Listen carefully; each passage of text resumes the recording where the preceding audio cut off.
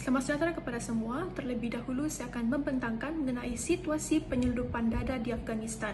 Raja 1 menunjukkan pengeluaran candu yang meningkat dari tahun 2017 hingga 2021. Negara Afghanistan merupakan sebuah negara pengeluar dada haram yang terbesar di dunia sejak tahun 2001 lagi.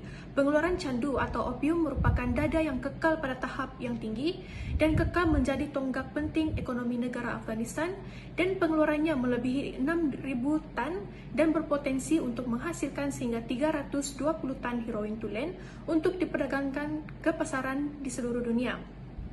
Raja 2 menunjukkan peningkatan harga candu yang mana jumlah pendapatan yang diterima oleh Afghanistan hasil daripada pengeluaran candunya menunjukkan peningkatan yang mana dianggarkan sebanyak 1.8 sehingga 2.7 bilion pada tahun 2021.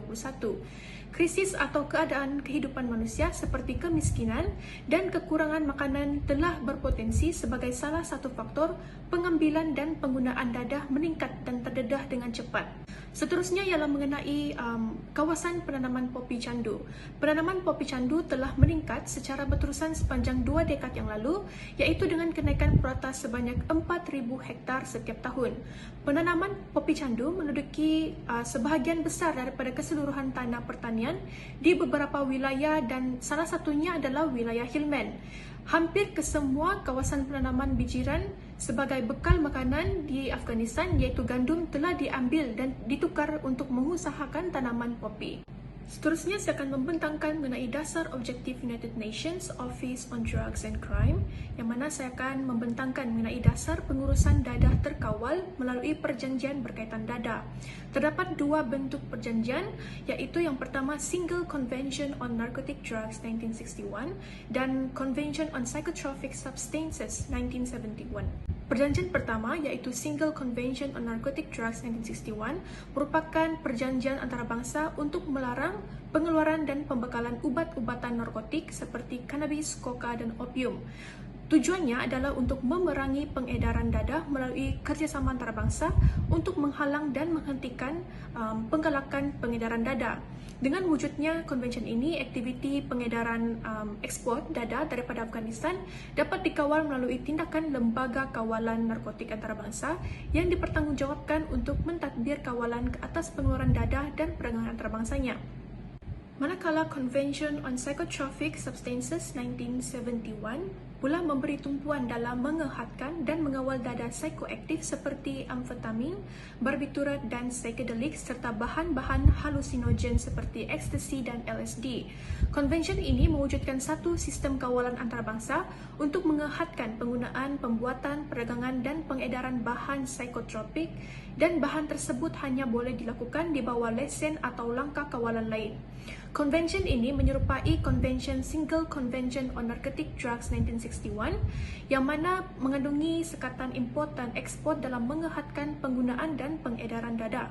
Oleh itu, penggunaan dan pengeluaran dadah Afghanistan dapat terkawal dengan adanya sebuah sistem kawalan yang dilakukan di bawah konvensyen ini. Dalam slide ini saya akan membentangkan tentang anti-narkotik. Anti-narkotik merupakan satu langkah yang dilaksanakan untuk mencegah pengedaran dadah secara haram, dan langkah ini dilaksanakan untuk mengawal kadar kemasukan dadah dalam negara tersebut. Pada 8 Mac 2009, kantor narkotik telah dilaksanakan buat pertama kalinya oleh pasukan anti-narkotik dan juga pasukan polis di Iran, Afghanistan, dan Pakistan di bawah naungan United Nations Office on Drugs and Crimes. Langkah utama dalam pelaksanaan ini adalah untuk meningkatkan kawalan ketat di sempadan negara dan untuk meningkatkan lagi kerjasama dalam pengurusan sempadan dalam kalangan negara-negara seperti di Pakistan, Iran, dan juga Afghanistan. Dan langkah pelaksanaan ini dikenali sebagai Triangular Initiative. Matlamat inisiatif ini akan dicapai melalui pendekatan langkah demi langkah yang merangkumi langkah-langkah seperti membina keyakinan, pertukaran maklumat, dan risiko serta aktiviti operasi. Terima kasih. Seterusnya adalah dasar menangani pengedaran dadah melalui program serantau. Program serantau yang dilaksanakan ini adalah mekanisme utama untuk menyokong negara-negara Asia Tengah dan Asia Selatan bagi menjaga keselamatan, tadbir urus, sosial, dan pembangunan ekonomi negara-negara yang diancam oleh jenayah antarabangsa yaitu pengedaran dada secara haram. Program ini turut memberi tumpuan untuk membina kerjasama antara negara-negara di rantau terdekat yang berjiran dengan Afghanistan. Dan program serantau ini dipertingkatkan lagi kepada rangka kerja yang baru, yang dikenali sebagai Program Serantau Fasa 2 dalam tempo 4 tahun, yaitu pada tahun 2016 hingga 2019. Negara-negara anggota menggunakan program serantau untuk bekerjasama dalam menganalisis masalah dan ancaman, untuk berkongsi maklumat dan langkah terbaik, dan untuk meningkatkan reaksi negara-negara yang bersepadu dalam menangani pengedaran dan penyalahgunaan dada yang terlarang. Selain itu, program serantau turut menyediakan bantuan melalui 4 subprogram yang meliputi 4 bidang yang berbeza, yaitu penguatkuasaan undang-undang, kerjasama undang-undang, pencegahan dan rawatan ketagihan dan penyelidikan, dan dasar dan advokasi. Melalui program ini, terdapat banyak bengkel yang telah dilaksanakan untuk membawa negara-negara terlibat berbincang bersama-sama untuk menghadapi ancaman yang timbul daripada pengedaran dada terlarang, aliran keuangan haram, dan peningkatan penggunaan internet yang digunakan untuk tujuan jenayah. Pada tahun 2017, ia menunjukkan pencapaian yang baik dalam program ini, dan ia membolehkan negara anggota untuk meneroka kemungkinan strategi dan perkongsian yang baru antara agensi yang mempunyai bidang tugas dalam pembangunan dan kawalan dada bagi menyokong Afghanistan. Seterusnya, latar belakang atau sejarah Afghanistan dalam kes drug cartel. Pengeluaran komersial dada di Afghanistan bermula dengan anti-jihad Soviet yang dilancarkan oleh kumpulan mujahidin pada tahun 1979 dengan sokongan keuangan dan logistik CIA, Amerika Syarikat dan negara-negara barat yang lain.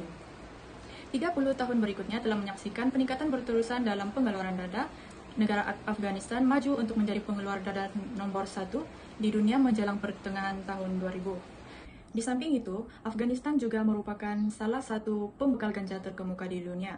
Afghanistan ialah pengeluar dan penanam popi candu terbesar di dunia dan mereka menghasilkan hampir 3/4 daripada candu haram di dunia. Walaupun sejumlah besar candu yang dihasilkan di Afghanistan diperdagangkan ke luar negara, namun pada tahun 2009 dianggarkan hampir 10% rakyat Afghanistan berumur 15 hingga 64 tahun adalah pengguna dada. Seterusnya masuk kepada konteks sosiopolitik dan masalah keselamatan yang berlaku. Dalam hal ini, tajaan Taliban terhadap ekonomi haram melibatkan pemberontak secara fizikal dengan meningkatkan sumber keuangan mereka dan memudahkan perolehan logistik mereka. Model politik yang dicagarkan oleh Taliban ini telah ditambah dengan banyak semasa kerajaan Afghanistan dan penderma antarabangsa menggalakkan pembasmian dan larangan penanaman opium popi. Namun, hal ini telah mewujudkan ancaman yang dijana oleh ekonomi popi candu, yaitu peningkatan kes jenayah tempatan, konflik di kalangan kumpulan penjenayah dan broker kuasa yang tidak berkaitan dengan Taliban.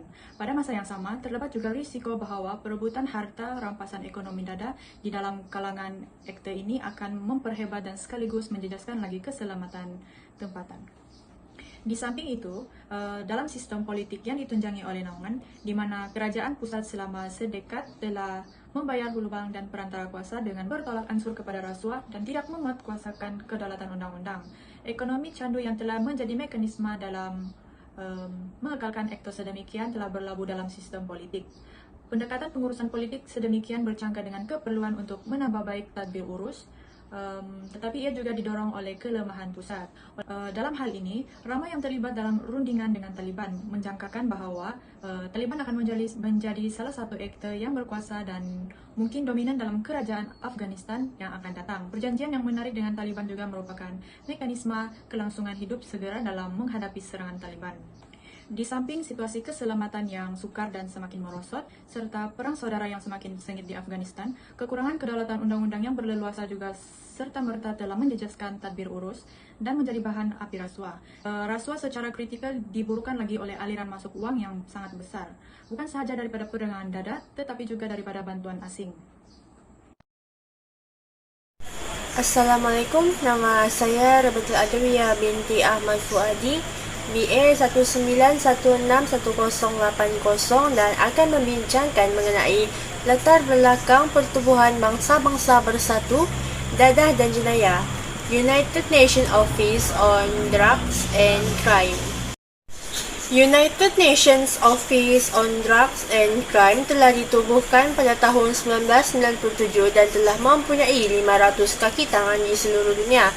UNODC juga telah komited untuk mencapai kesihatan, keadilan dan keselamatan agar dapat menangani segala ancaman yang akan berlaku dan menggalakkan lagi keamanan serta kesejahteraan kepada dunia pada masa kini.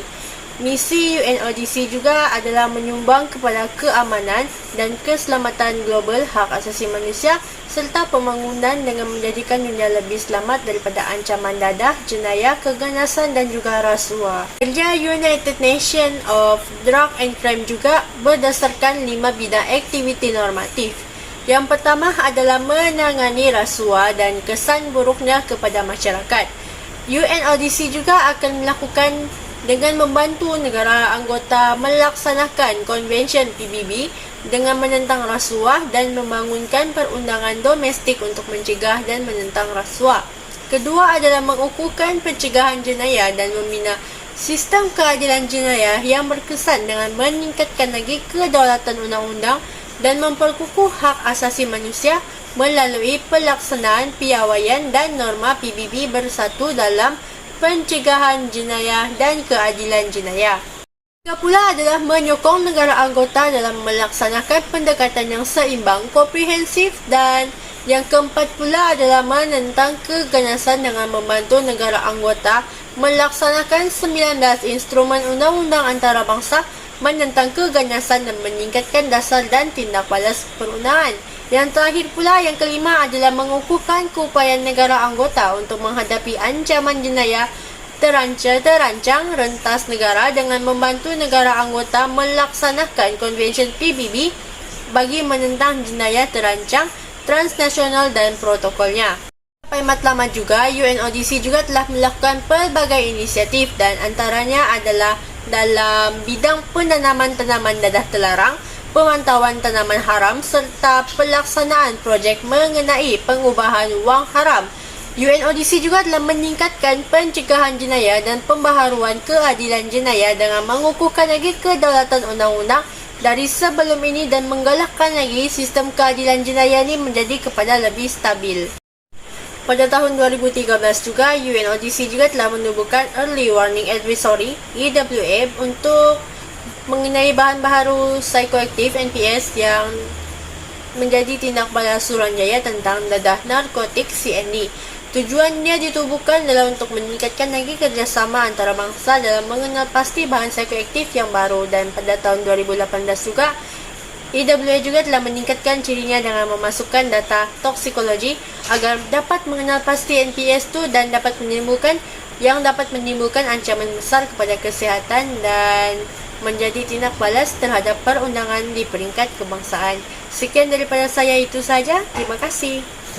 Antara rekomendasi yang sesuai adalah menggantikan jenayah dan denda terhadap orang yang menyalahgunakan dadah kepada rawatan yang diperlukan oleh mereka. Kebanyakan negara mengambil keputusan untuk menjatuhkan hukuman kepada mereka yang mengambil dadah, namun tiada yang mengambil langkah untuk memberikan rawatan kepada mereka. Hal ini menyebabkan kes dadah tidak pernah selesai di mana-mana negara kerana peniaga atau dikenali sebagai dealer yang berada di peringkat rendah mempunyai tahap penggunaan dadah yang tinggi, manakala negara yang menerima rekomendasi untuk merawat orang yang mengambil dadah dilihat mempunyai penurunan bilangan penagih dadah. Pada tahun 2001, Portugis menjadi negara Eropah yang pertama yang menjatuhkan hukuman kepada penagih dadah. Namun hal ini tidak memberikan impak yang positif kerana bilangan penagih tidak menurun, sebaliknya semakin meningkat. Namun, Australia yang mengambil keputusan untuk memberikan rawatan kepada penagih mengalami penurunan. Seterusnya adalah menggalakkan alternatif untuk peniaga dadah berskala kecil dan kali pertama. Oleh kerana kriminalisasi giat diperbincangkan untuk diaplikasikan kepada orang yang mengambil dadah atau penagih, disarankan bahawa mereka yang berada dalam rantai paling rendah untuk dikenakan penalti dalam kuantiti yang berpatutan. Hal ini kerana mereka bukanlah gangster, namun mereka adalah orang-orang muda yang membuat kerja ini untuk mencari duit bagi meneruskan hidup. Di seluruh dunia, kebanyakan yang ditangkap adalah mereka yang terdesak untuk mengedar dada dan bertujuan untuk sara hidup. Namun pihak tertentu tidak memperdulikan apa punca mereka melakukan tindakan tersebut dan menjatuhkan hukuman mati kepada mereka. Cabaran kerajaan masa kini adalah menjatuhkan hukuman yang adil kepada Little Fish yang bersalah agar tidak sia-sia. Selain itu, sistem United Nations seharusnya menyediakan pemimpin dalam membentuk semula polisi dada sedunia, iaitu dengan mempromosikan pendekatan yang berkesan berdasarkan bukti, menyokong negara yang memperkenalkan polusi dada yang bersesuaian dengan konteks dan menempati kriteria yang mereka perlukan, dan United Nations perlu mewujudkan pelbagai agensi, polisi dan konvensyen. Antara United Nations telah memperkenalkan satu badan yang akan campur tangan dalam kes dada, iaitu UNODC. Oleh itu, UN perlulah memainkan peranan agar dapat membantu negara dalam menyelesaikan kes dada ini. Akhir sekali adalah kegagalan dalam memerangi kes dada. Oleh itu, polisi harus digantikan dengan pendekatan yang lain. Kerajaan telah menghabiskan berbilion-bilion bagi program yang tidak berguna. Berjuta-juta juga dihabiskan ke atas rakyat yang dihantar ke penjara, dan hal ini tidak memberikan perubahan, sebaliknya mendatangkan kerugian. Antara pendekatan yang telah terbukti berhasil adalah mendapatkan hak dasar dada kerana ia bukanlah satu perkara untuk diperdebatkan teori atau intelektual. Namun ia adalah satu benda daripada cabaran dasar utama kita. Sekian, terima kasih.